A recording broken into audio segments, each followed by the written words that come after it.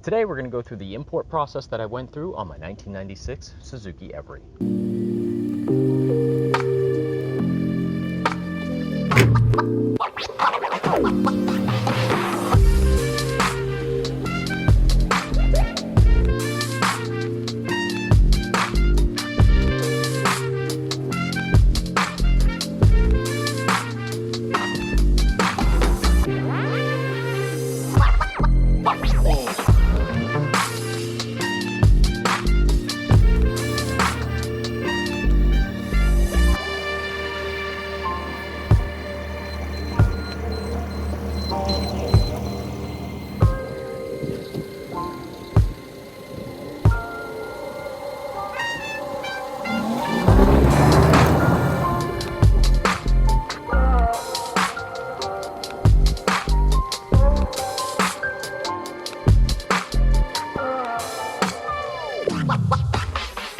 So this import process was a little different from when I brought the truck in. We ran into a couple little snags along the way when I went to go pick up the vehicle. So we might have messed up a little bit. When I got to Customs and Border Protection, they said that because I've imported a truck before, I guess they give you one, and then after that, you have to go through a customs broker. Now with my previous videos, I got a lot of really positive feedback and also a lot of questions. I guess there were a few things that I didn't really quite go into enough detail on. So we're going to fix that today, and I'm going to tell you every single step that's necessary, including all the forms, and I'm going to warn you about the problems that I ran into when I went up to the port to actually pick up the van.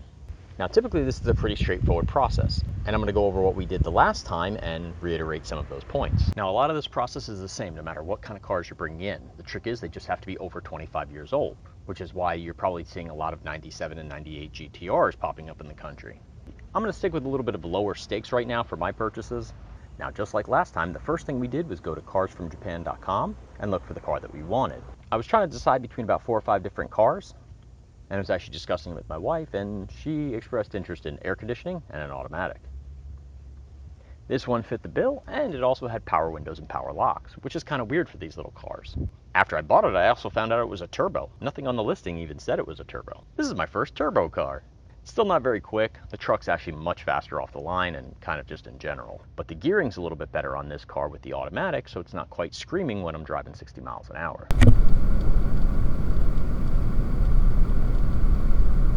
Which is weird. I would think the automatic would have a slightly higher rev, but not the case. Now the other difference between these two vehicles is the motor is actually in the very back of this vehicle, right in between the rear wheels. Whereas with the K truck, it actually sits a little bit under, just behind the driver. I assume that's just for better weight distribution, but I don't know, I'm sure Suzuki has a good reason for it. Now the only feature that this van doesn't really have is four-wheel drive. But again, I don't really need it, so not that big of a deal. So I imported my mini truck all on my own, and it was no problem. But what happened when I imported Kiki was a little different. Oh, and by the way, we had a name change. Instead of Aokeru, Amanda renamed it to Kiki. So, Kiki and Keru. Or Kiki and Biscuit. I guess that's okay. So let's break down the steps one by one. I'm also going to put the dates up on the screen of when I did each of these steps. Your timeline may vary, but at least it'll give you an idea of how long this process takes. Step 1. Picking your vehicle. So the info that I'm going to be giving you is based on Car from Japan. There's a bunch of other auction sites and other websites to purchase cars from in Japan, but I haven't used them and I don't vouch for them. However, I imagine most of them are going to be pretty similar to how Car from Japan works. I know one unique aspect of Car from Japan is they're kind of like a portal for sellers. I imagine that many used car dealers in Japan all list their vehicles there. Now, I'm not sure how many different sellers are represented there, but personally I've seen several dozen sellers, and I'm sure there's probably many more. My last experience, I dealt with a seller named Mitsui. Side note, the M in the logo is a 3, and Mitsu means 3, so there you go. Now they were excellent to work with, and I would definitely buy from them again. However, this time I purchased a vehicle from Daihatsu. I don't have any special info about their name. Now they were fine to deal with, but there was a few things that Mitsui did better that I would like to point out. First off, Mitsui provided a video of the truck running, driving, and stopping, basically verifying it did the important things. With Daihatsu, there was no video of the vehicle running, which may have played a role later on. They both provide a little condition sheet, but it's notated in Japanese, so either get somebody to translate it for you or be prepared to be surprised. You're probably going to find little nicks and dings and general paint issues and dents. Both Mitsui and Toyota provided about 25 to 30 photos of the vehicles. They had a lot of close-ups of the frame and just general condition issues. Now my biggest gripe with this site, and really all Japanese websites, are these frustratingly tiny pictures. Japan is a country that creates some of the best cameras in the world, 8K high-def TV, and somehow never got the note that pictures can be uploaded to the internet bigger than 640 by 480. Come on guys, get with it. This actually isn't just a problem with car sites, it's just a Japanese thing. It's like everything is shot on a Motorola Razr from 2004. Maybe you can ask them to give you some bigger pictures of the cars. I never did, but maybe give it a shot. Lastly, the way the companies handled the documents were a little different. I'll explain that shortly. Overall, I would definitely use either of the two companies again, but be prepared for a different experience among sellers. So, now that you've found the vehicle that you want, you can request an invoice or just hit the buy it now. If you do request an invoice, they'll reply back to you with the total amount of the vehicle and shipping and insurance. I imagine if you wanted to request anything specific or negotiate, that would be when you do it. I've never tried to negotiate. I'm not even sure if they do, but I don't know, maybe give it a shot.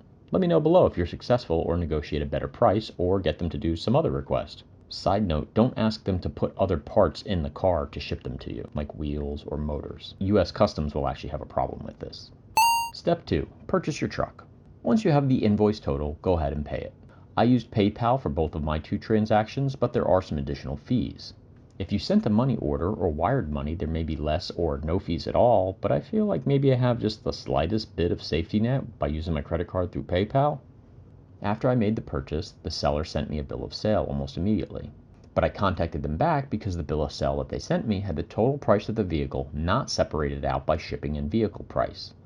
This is going to come into play later when we go to pay duties and register the vehicle. On March 8th, the seller went ahead and sent me the revised bill of sale. Now I'm just waiting for the shipping schedule. Step 3. Wait for the vessel shipping assignment. So last time I did this, I was assigned to a vessel within about 48 hours. I guess it doesn't always happen like this, so I followed up a couple times, and sure enough, we missed the March boat, and we were hoping to catch the late April one. On the 18th, I got a draft bill of lading saying that it would go on the April 28th boat out of the port of Kobe. Step 4. File the ISF. Now is when you have to file the ISF form. I filed mine a few days later than normal. You can pretty much do this right after you get the draft bill of lading. An ISF form, which stands for Importer Security Filing, is also referred to as a 10+2, is required by Customs and Border Protection. It records information and details as shipments come in and out of the United States. This form is only for cargo traveling by ocean vessel to the United States.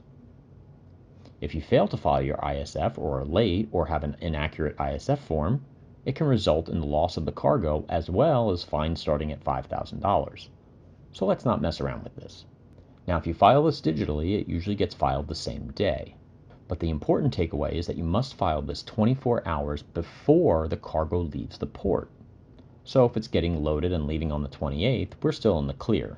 But typically I would do this immediately once I get the bill of lading draft. I used a company called EasyISF for this. It seemed like one of the most affordable and easiest to deal with. There's a link to their website in the description below. I'm not sponsored or affiliated by them. To file this, you're going to need a copy of the bill of lading, the invoice, and you're going to need to assign them permission to do this on your behalf. Step 5. Now we wait. So there's not much progress at this point, but one of the fun things you can do is use a vessel tracking website to track where your vessel is and see where it's heading. Without a full subscription behind the firewall, you won't see live data, but you'll have an idea of the arrival times and where your car is as it makes its journey from Japan. Step 6. Final bill of lading and other documents. So the seller of the vehicle puts together a package that they send DHL or some other courier to you with all the necessary forms. On May 1st, they verified that the bill of lading information that they had was correct and included it in the package. On May 8th, they shipped that whole package to me and it arrived on the 16th. I get a DHL package containing all the documents I need from Japan to get the car cleared through customs and to be able to register the vehicle. So here's where I had a few unknown document issues. When you receive this package, it should contain a few originals of the bill of lading, an invoice, hopefully properly line itemed between shipping and vehicle price, a bill of sale, probably with an odometer disclosure, an insurance form for the boat travel, as your vehicle should be insured on the vessel, and then the original title and the translated title. This will be listed as an export certificate. Now, problem number one is for Florida, the translated title is not enough. Apparently, they think that the Japanese people can't translate to their own language, so they need a certified translated title. That basically means that a translator who's certified to translate Japanese can translate and notarize the translation. So step 7 for me was to send a scan of this document to rapidtranslate.org, who emailed me back a certified hard copy of the translated title notarized. This cost $57.98. So as the vessel gets closer to port, the autoliner, in my case Hogue, will notify you of the arrival date. That's the date that the boat will get to port. They gave me a date of June 1st, which is slightly quicker travel time than with a truck. The email with the arrival notice will have instructions on how to pay Hogue to unload and store your vehicle. They will store it with no additional charges for up to 10 days after unloading. But now this is where timing is everything. Now is where the paths diverged over what I should have done this time and what I did last time. Step 8. Pay the handling fee. The arrival email will contain some instructions on how to pay the unloading fees, which in my case is a handling charge of $120, $8.35 in wharfage, $50 delivery order fee, totaling $178.35. I went to my bank and wired the money to Hogue. You can also send them a check, I believe, to their Alabama office, but no credit card or online transactions. The $178 didn't include my bank's wiring fee. So what was different from last time? Mitsui sent an original bill of lading directly to Hogue in Alabama, and then a few copies to me in the DHL package. Daiata sent all of the copies directly to me, and it very clearly says in the email from Hogue, prior to collecting the cargo, we must receive one original bill of lading, duly endorsed and overnighted to accounts receivable. Mitsui had sent it directly to them, so it wasn't in the email when the truck arrived since it had already been received. And since it wasn't a step I had to do last time, I never took a note of it. Daiata sent all the original bill of ladings to me, and then I messed up and didn't read Hogue's email very well, and that's on me. But again, this goes back to different sellers doing things different. So step 9 should have been make sure that Hogue has an original bill of lading in their office. How did we fix that? Well, I'll get into that later. Next, step 10 was to watch for the boat's arrival. The ship was a few hours late, so it ended up arriving at the port early morning on the 2nd and began unloading. Now this kind of messed up my timing a little bit. I knew I wasn't going to be able to get to the boat until the 12th, and they did actually charge me one extra day of storage fee of $25, which I think was kind of a bit of a scam. There was no way that I could have picked it up on the 2nd since it arrived so late, so the 10th day should have been the 13th, but whatever. Step 11. Call the port to see if you cleared inspections. After 24 to 48 hours, your vehicle should have passed the agricultural inspection. This is where they basically make sure there's no foreign soils, seeds, or contaminants on the vehicle. If there is, you're going to have to pay to have it cleaned before it's released. This is why buying from a reputable seller is important, as they know this and should clean it before it leaves on its way to the States. And after this time period, CBP should be done with making sure you haven't smuggled anything into the country. Since the van came in on Friday, I gave it a couple of weekdays since I wasn't really sure that they did inspections on the weekend. I verified that the truck was clear and ready to pick up. Step 12. Get your forms ready. Okay, so here's the question that I get the most about this process. There are 3 forms that you need to fill out to pick up the vehicle and clear customs. And then there's 6 or 7 other forms that you just need to bring with you. I filled out all these forms by myself based on the old forms that I had from last time. Now I'm not going to link to any of these forms because the links change from time to time, so go ahead and just Google search these form names and you should be able to find the ones that you're looking for. First, you need to have an HS7 form. This is a National Highway Safety form. I believe you just check box number 1 and then put your info at the bottom of the page. This is an easy one. CBP Form 7501. This is your entry summary form. It's pretty self-explanatory. Just use all the title information and fill out the blanks. EPA Form 3520-1. I believe you just fill in all applicable information and then check code E at the bottom, since your vehicle will be over 25 years old.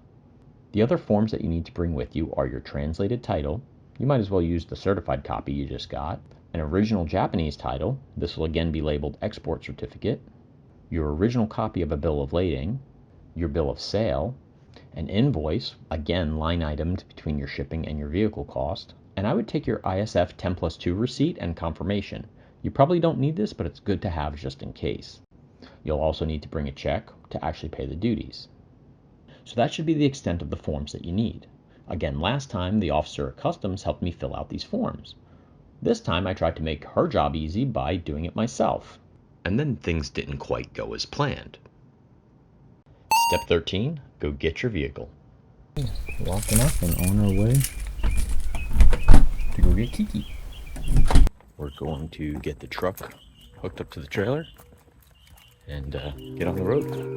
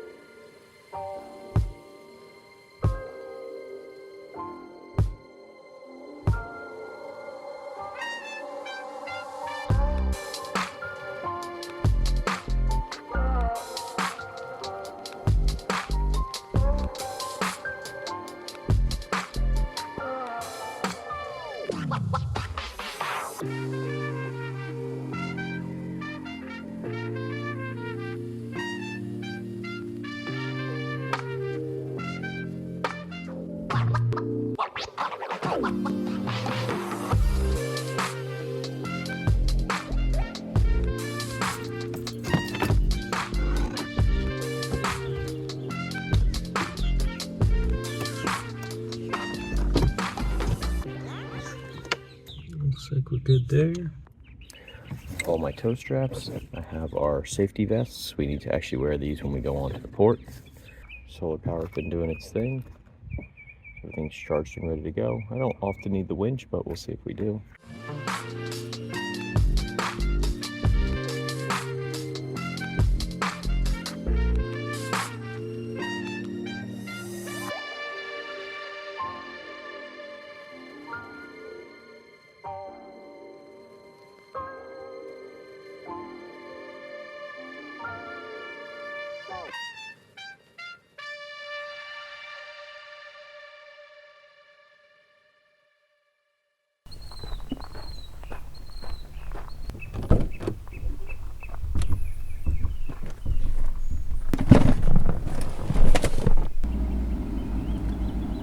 I traveled up the day before to get the van. It's easier than making the 4 or 5 hour drive in the morning, so we headed up to Jacksonville on Sunday, and then I stayed at a hotel near the beach to relax and break the trip up into 2 days.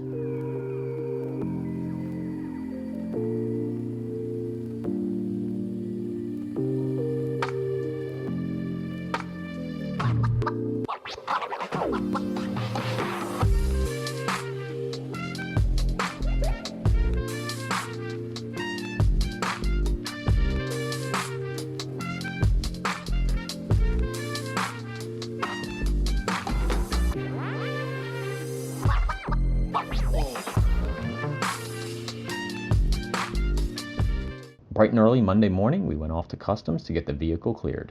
So normally, step 14 would be go to Customs and file your paperwork to clear your vehicle.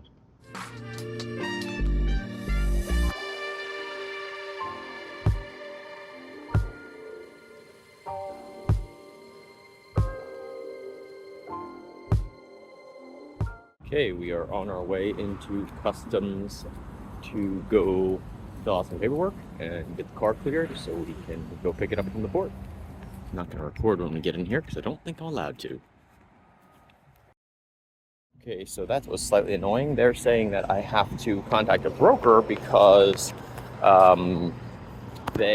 once you've imported a car before, I guess they're worried about you doing it wrong or something. I don't know, I'm gonna have to get clarification on it, but in the meantime I gotta call somebody, so let's do that. Okay, so we might have messed up a little bit, but when I got to Customs and Border Protection, they said that because I've imported a truck before, I guess they give you one, and then after that you have to go through a customs broker. So now we're driving over to a customs broker to go talk to them and see what we need to do to get the truck out of here today, or the van out of here today, because I only have today to pick it up. So that's what we're doing now. So ultimately it all worked out, and we were able to scramble at the last minute and get the car out of the port. But it was all definitely a surprise to me. I was under the impression you could import a vehicle more than once by yourself, and maybe worst case once a year, but I'm still not really sure of all the details.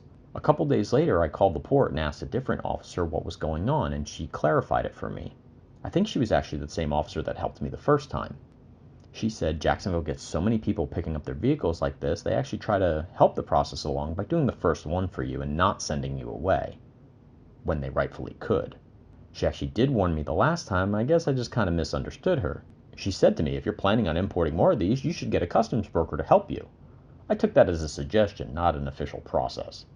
But live and learn. Thanks again to Miss Sharon Dixon at Dixon & Smith Associates, who stepped in and got me all set up that morning. Her contact info is below in the description. I highly recommend her. She was very thorough and really saved my ass on this one. Now this is where I found out about the original bill of lading needing to be sent to Hoag's Alabama office. We were almost not able to get them to release the car, but Sharon was able to use her contacts and years of experience to figure out a solution. But that almost stopped the process right there. So once she's doing her magic, that means the car is cleared digitally with customs and with Hoag. So I make a call over to Hoag to make sure I'm good to pick it up, and they give me the all clear. At this point, I call the TWIC ESCORT. And there's another problem. Step 15. Go meet your TWIC driver. They are the port escorts that have security clearance to escort you on and off of port property. Kiki, do you love me? Kiki does not love you. Fuck Kiki. Ever leave from beside me, 'cause I want you. I'm putting this in. Are you down with it? 'Cause baby.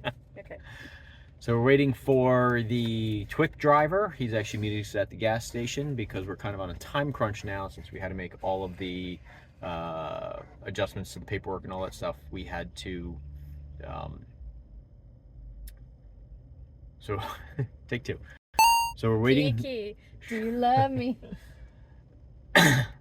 Waiting for the truck driver. We had an unfortunate event where we had to go to an actual broker.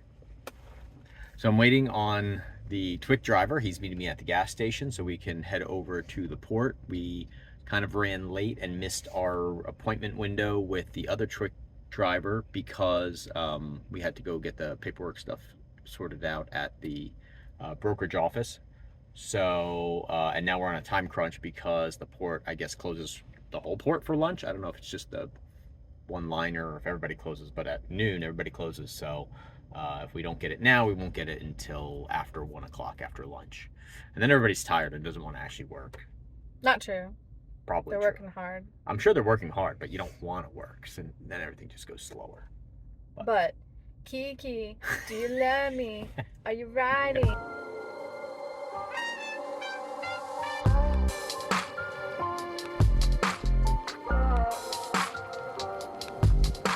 This part of the video is going to be pretty brief because we are under such a time crunch, so all you're going to get is a dash cam and voiceover.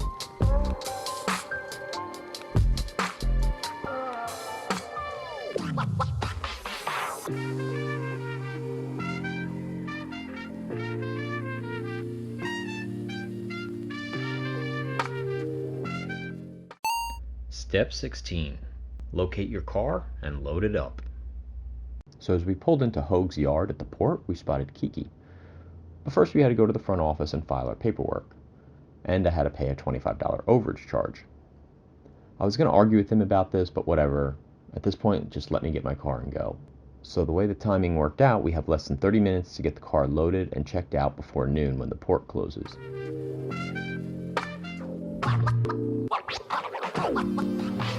For some reason I walk over to the van rather than backing up my trailer. I figure I can just drive it up to the trailer, which is now parked about 100 yards away. Yeah. Hurry up and get it loaded. Yep. Yeah, that's what I'm saying. We gotta get over there. Well, we got to get them to look at it, so we don't even have to have it on the truck yet, but... And of course the battery is dead and the van won't start. And I guess because the battery died, they left my window opened and it rained all night before, and now I'm sitting in a wet seat. Gross. So I run back over to my truck and drive it back over there where the van is parked, and I load her up with my winch. It's a good thing I made sure it had a charge. We just strap it down quickly and drive up to the office to get an employee at Hoag to verify that it is indeed my truck. Maybe they should do that before I load it up.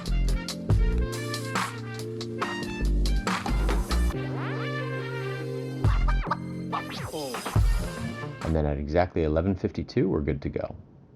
Since I just used a couple straps to get it across the parking lot, I'll take my time securing the van with all the wheel straps and a front and rear strap as well. I'm not going to lose this guy on the highway. Then we're escorted back off of the port property and we say farewell to our driver. Thanks again to Jay's TWIC escort service. Here's his information. He was awesome and a very nice guy, and he hustled to get us onto port property in time. Sorry again to him for being such a last-minute Johnny.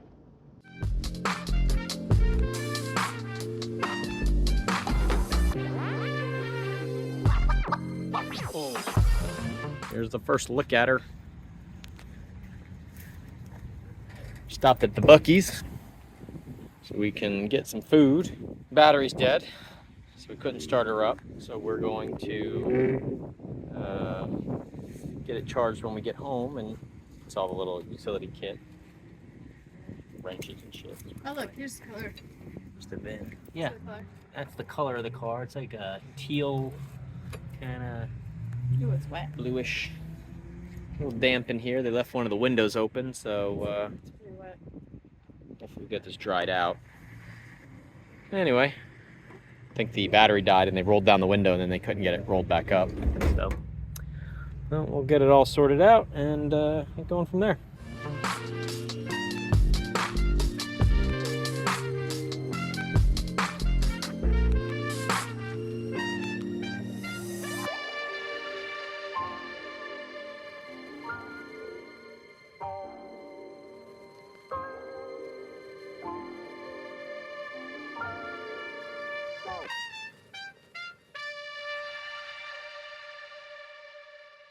So we got the van, and I got it home, and I immediately dug into trying to get it running.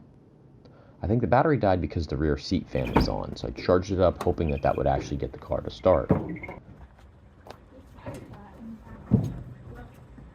Little fan's turning. Low in the back.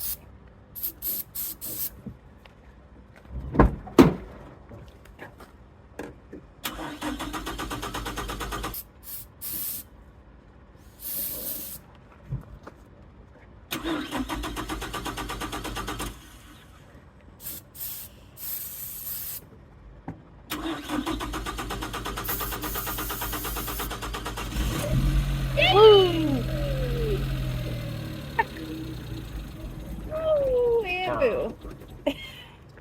It would just crank and crank, and then nothing. So I pulled the air cleaner and I sprayed some starter fluid in there, and it would run for a few seconds and then immediately shut back off. And then the battery would get weak and die again. When I got to the car at port, the whole engine cover and carpet was already removed, so I guess they were having problems too when they unloaded it off the boat. I'm just gonna roll down via gravity.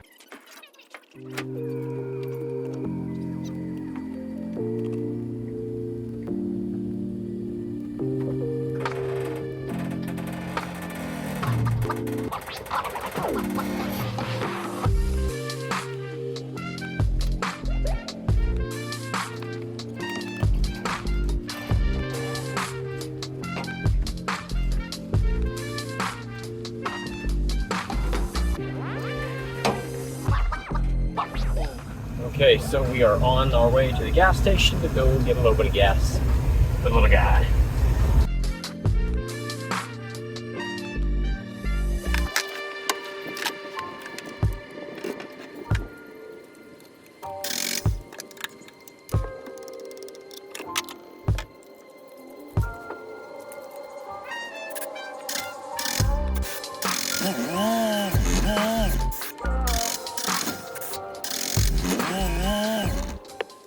Alright, so I picked up 2 gallons of gas and I tried that and that didn't work. So the next steps are we are going to check the fuel relay and see if that will help get this little guy started. So future JR knows the answer to the problem. It was the fuel pump.